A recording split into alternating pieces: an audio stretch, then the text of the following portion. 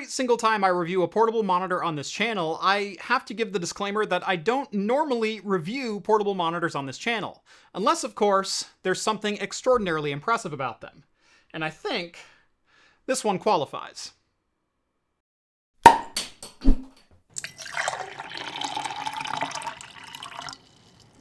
Today's video is brought to you by me.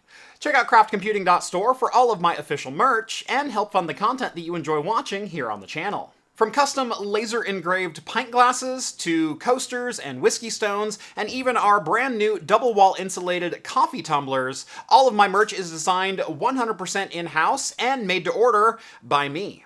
I'm also now offering flat-rate international shipping to 23 different countries, and if you live in the continental US, free shipping on orders over $35. So, what are you waiting for? Head on over to craftcomputing.store and start drinking like a pro.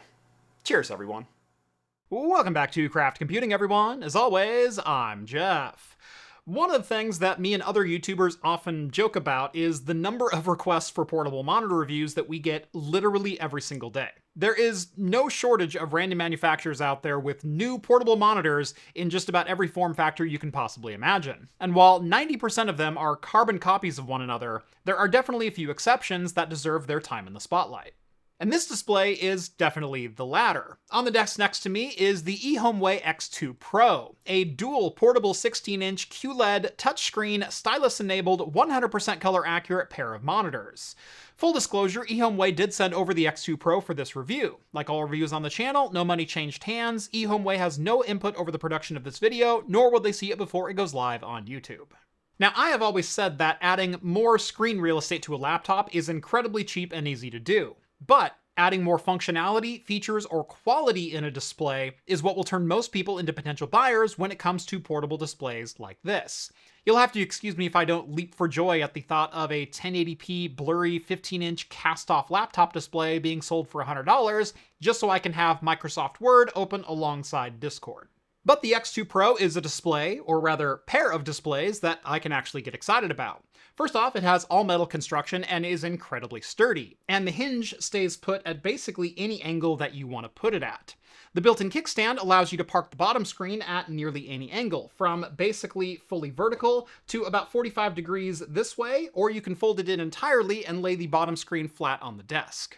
The top display is hinged at the center and flips a full 360 degrees, allowing you to close the two monitors together for travel, or flipping it up into a full vertical orientation like you see here, or even folding it completely around into easel mode to allow collaboration between two people without huddling around a single laptop screen. The top screen even has an accelerometer and will auto-flip the output when moving into easel mode. A nice little quality of life feature that makes the X2 all that much nicer to use. Physical features aside, the specs of the X2 Pro make for a very impressive list as well. We're looking at dual 16-inch QLED displays rocking a 2560 by 1600 resolution each in a 16 by 10 aspect ratio. Both displays are 10-point multi-touch capable, as well as having support for the included 4096 pressure-sensitive stylus. And instead of being one of the crappy generic styluses that require quadruple A batteries, this one's USB-C chargeable. Nice little inclusion that I didn't expect in this box. Also, the stylus is magnetic and simply hooks onto the back of the monitor when you're not using it. But stylus and high resolutions and touchscreens have all been done before. What's exciting about these screens are its pro color chops, featuring not only 100% sRGB coverage, but 100% DCI-P3 for video professionals as well. And I think that's a great place to start this review. It's one thing to claim 100% color accuracy, and it's another thing entirely to actually deliver it. The X2 Pro boasts 100% sRGB and DCI-P3 color accuracy, along with 400 nits of max brightness. The only portable display I've ever seen come even close to those numbers has been the Innoconn 13K1F. But that feels like cheating since that was actually an OLED panel, and it was still only 1080p. At 1600p, you get essentially double the pixel count of 1080p monitors, and you get two of them in this package. And as far as the eye test is concerned, if not for the ever so slight luminance when displaying absolute black, you could have fooled me into thinking these were actually OLED panels rather than QLEDs. As far as objective testing is concerned, DisplayCal rings up the peak brightness at 370 nit, just shy of the advertised 400, but I will take that as a close enough result. As far as color accuracy, we're looking at 144% sRGB coverage with a 99.8% accuracy, along with 102% coverage of the DCI-P3 space with 97.9% accuracy. That's absolutely insane in this form factor, and is by far the best non-OLED portable display that I've ever tested.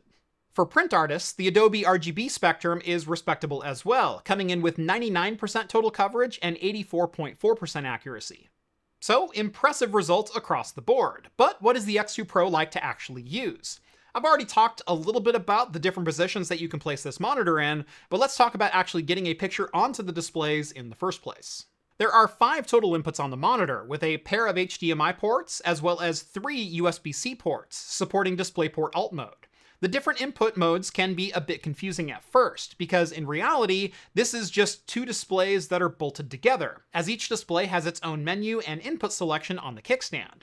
The bottom buttons control the bottom display, and the top buttons on the kickstand control the top display. Plugging in either HDMI port will connect the corresponding display, and is what you would use for devices that don't offer DisplayPort Alt mode over USB-C. There are a pair of HDMI to mini HDMI cables included in the box, so you won't have to source your own. But by far, the recommended way to use these displays is via USB-C. Connecting via DisplayPort Alt mode over USB not only enables touchscreen support with a single cable, but a single USB-C cable can support both external displays simultaneously, and that's exactly how I have this hooked up right now.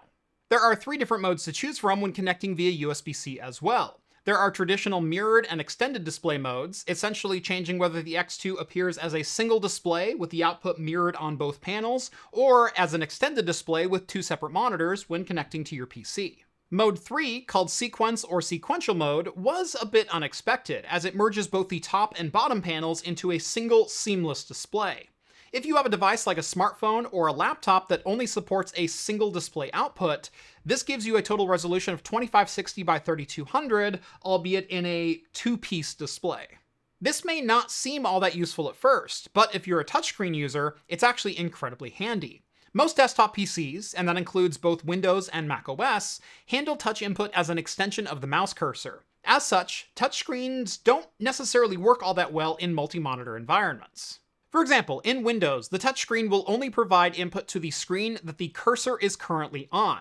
If your mouse is on the bottom display and you touch the top display, like I'm going to do right now, it actually pauses the bottom display since that's where the cursor is at.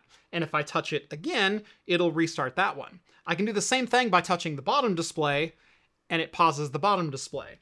That's because any touch input is only associated to the monitor that the cursor is currently on. Shockingly, this has actually been an issue since touch was first officially implemented in Windows XP, being the first multi-monitor OS. And it carried through to Windows 7 and into Windows 8, where Microsoft went all, everything gets a touchscreen with device manufacturers.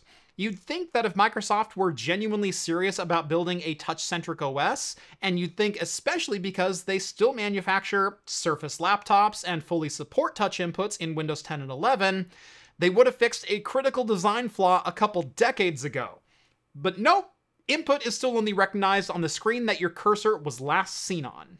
Now, to be clear, this is a knock on Windows, not on the X2 Pro. The touchscreen on this is actually wonderful.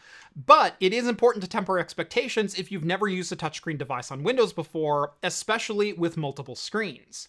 But this sequential display mode will create a large single display, and it means your touch input will work across the entirety of the displays rather than being constrained to just where your mouse cursor is at. Just be prepared for apps to have no idea where to place your Windows elements though, as you will have a 1-inch thick black bar going through the middle of your single display now. So the X2 Pro stands upright, it leans back, or it flips over entirely with auto rotation so others can see your screen without standing over your shoulder. It's incredibly color accurate, and it's brighter than most normal laptop displays, while also having double the pixel density of 1080p displays per panel, features a full touchscreen and stylus support, multi-display modes, and is sturdy enough to be a constant travel companion. So what's not to like here? There are a couple minor hiccups that I encountered when using these displays. For starters, if you want the full 370 plus nit of brightness, you'll need to connect power directly to the X2, because a single USB-C port off of a laptop or even a desktop is not enough to fully drive both panels at full brightness. Testing on the Minis Forum MSO1 directly off a single USB 4 port, both displays could be driven off the single USB-C cable, but only at a max brightness of 150 nit, and I confirmed that with both my GPD WinMax 2 as well as my M1 MacBook Pro. Second, not all devices can support dual display mode over a single USB-C cable. My M1 MacBook Pro, for example, can only drive a single external display, and that is a limitation of the M1 processor itself. The monitor wouldn't even power on when connected to the Mac in extended mode, but worked just fine in mirrored and sequential modes. I also ran into a couple instances where, depending on the order that I plugged in USB-C power and data cables, I would have to unplug the display from the PC and plug it back in order for it to connect properly and actually be detected by the displays.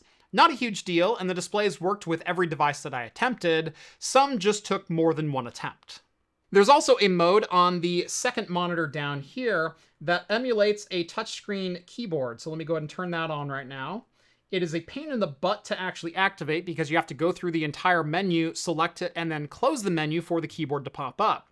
And the keyboard itself is awful. There's no picture recognition. There's no color change when you actually tap on a key. You get no haptic feedback, no vibration, not even a beep out of the built-in speakers to let you know that a key press was actually initialized. Plus, there's no function key rows, so F1 through F12 are completely missing, and there's a couple other things that I noticed were completely missing from this as well. If you press Shift or any of the modifiers, it doesn't change the on-screen display.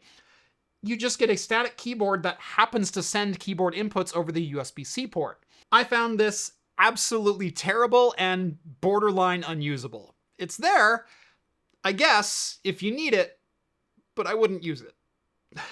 And then I bring the monitor back up, and I go back to the keyboard selection, and I turn it off, and then I have to go all the way back to the exit button, and then the keyboard finally goes away. So, a couple very, very minor gripes, but overall, this is an awesome set of external monitors that rely on solid build quality and specs to sell you on, rather than gimmicks or awkward ergonomics that would never actually work in real life. I can't tell you how many emails I've received for external monitors that I've turned down that are supposed to clamp onto your MacBook Pro and swing open like Razer's Project Valerie, because I just can't imagine that actually working in real life. Plus, the displays were kind of crap, if I'm being honest.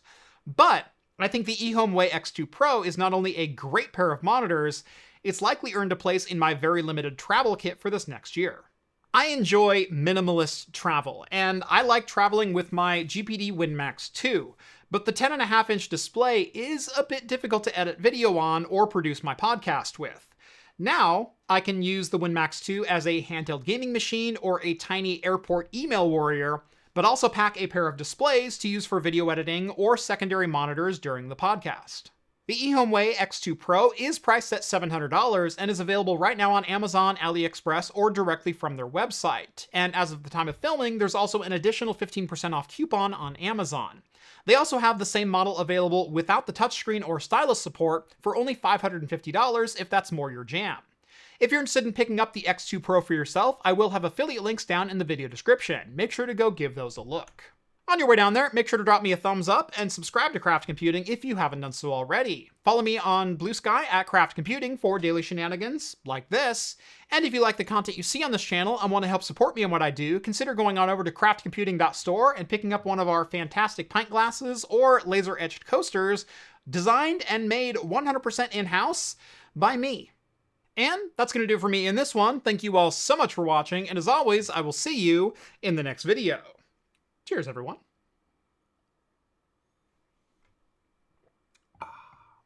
Don't let how much is left fool you. This is freaking great.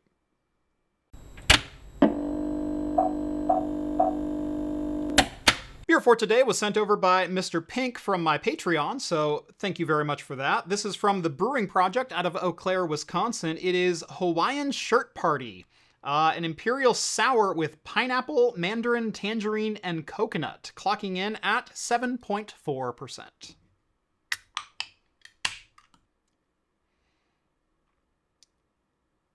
That's just a rum punch. Oh, I can't wait to try that one. Are we sure this is a beer and not a rum cocktail? God, that's delicious. So, Hawaiian Shirt Party. Just from the smell, God, they freaking nailed this one.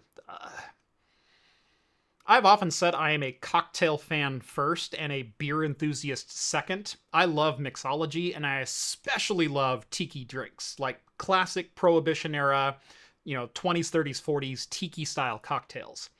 This is just a straight up rum punch, and I freaking love it. But how does it taste? That's got some twists and turns to it. Whew, let's see if we can break this one down. A little bit more sour than I expected from the nose. And it does say it is an Imperial sour ale. First off, very, very sweet. And the sweet and the sour both kick off immediately. Pineapple right up front, orange on the backside. There's the coconut. Wow, the coconut is way back in there. I was about to criticize it for not being able to hold the coconut flavor, which is one of the more difficult flavors to get into a beer. It is way in the back in the aftertaste, though. Like, I do have it. A little bit toasty, a little bit coconut. It's good. Maybe not as easy drinking as the aroma might fool you into thinking, but God, this is incredibly good. Oh, man. This is the tropical dessert beer of beers. If pastry stouts are, your nightcap sitting by the fire, this is a dessert beer that you can sit out and watch the sunset with. I like this one a lot. This beer is so good. I want to gulp it down. It is so freaking delicious. I want to consume it faster. I physically can't because it's too sour. It's got a little bit of acid and it's just too sour. But it is not stopping any enjoyment that I have for this beer. Normally, pastry stouts, barrel-aged things, those take up 8 of my top 10 spots. This is in the running for best beers that I've had this year. And I did not expect that from a sour ale. If you find this one from the Brewing Project, Hawaiian Shirt Party, go pick it up. I like this beer. Cheers, everyone.